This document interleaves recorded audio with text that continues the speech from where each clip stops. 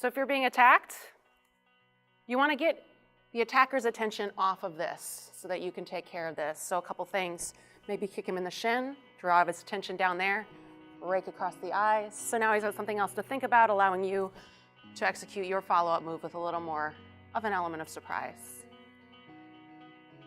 If someone was attacking you with something sharp, you want to protect the sides of your wrists with the arteries and tendons and keep the backs of your wrists facing the attacker to defend yourself.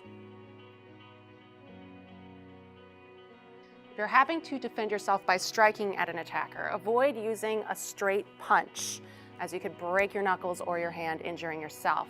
Rather, use the outsides of your hand in a hammer fist,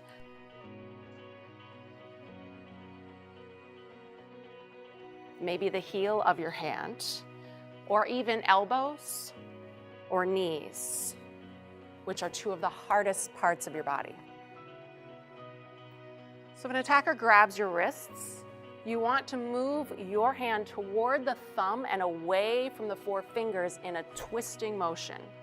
You can also add a strike away from the direction of your own pull.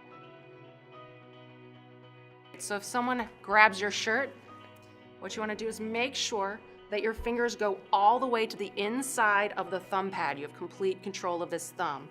Then you're going to twist their hand, peeling the fingers away from your shirt, and bring the pinky finger toward the outside of your wrist, the opposite way the hand actually wants to go. When you're doing this, keep the elbow lifted and away so they have less space to maneuver. If his hand gets stuck in the shirt, doesn't matter. Go for the wrist lock anyway. It'll still hurt. So if an attacker has you in a bear hug from behind, first thing you're gonna do is drop your weight so that they can't take you anywhere as easily. If your arms are free, you can use your elbows to strike at their face or their body. If your arms are trapped, you can use your heel to rake down their shin, stomp the foot. You can also use your head and snap it back into their face. If you can reach their fingers, take one finger, see if you can separate it and dislocate it. If you're grabbed from the front, you're going to grab the skin by the ribs and the lats, hold it hard, and then peel it away from the rest. You can also headbutt the attacker's face with the top of your head. If someone is trying to choke you and your hands are free, it might be tempting to just concentrate all your energy down here. Try to remain calm. Push their face away. Not only will it distract them, but it may give you some space. You can also try to rip off an ear, go for the eyes, or punch the throat.